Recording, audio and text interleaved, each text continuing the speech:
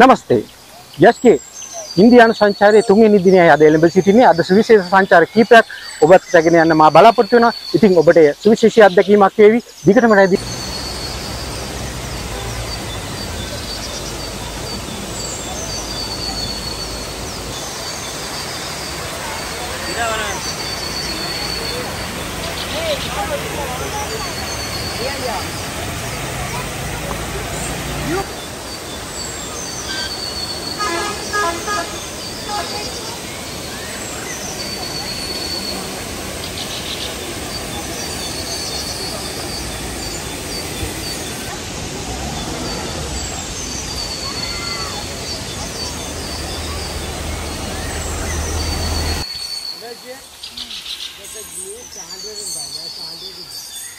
නමස්තේ. ඉතින් ඉන්දියාවේ සංචාරය කරන ඔබට මේ අත්දැකීම ලබා ගත්තේ නැත්නම් වැඩක් නැහැ.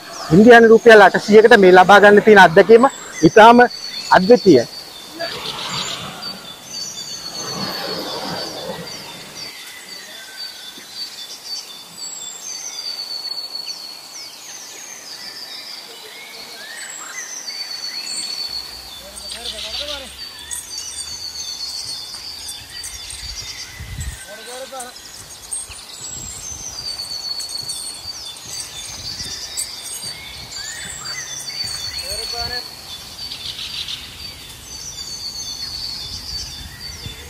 ඉන්දියානු සංචාරයේදී තවත් රසවත් වෙන සුන්දර අත්දැකීමක් තමයි මේ තමයි chocolate ෆැක්ටරිය.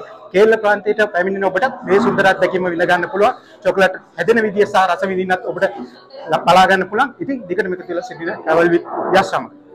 For dark chocolate, cocoa powder and cocoa butter. Lunch one we have some varieties of with sugar, without sugar, sugar free and less sugar. White chocolate is making with the milk powder. Now as you can see, there is a small bubbles on the top of the chocolate, like air bubbles. For removing air bubbles, we using the white wrapper.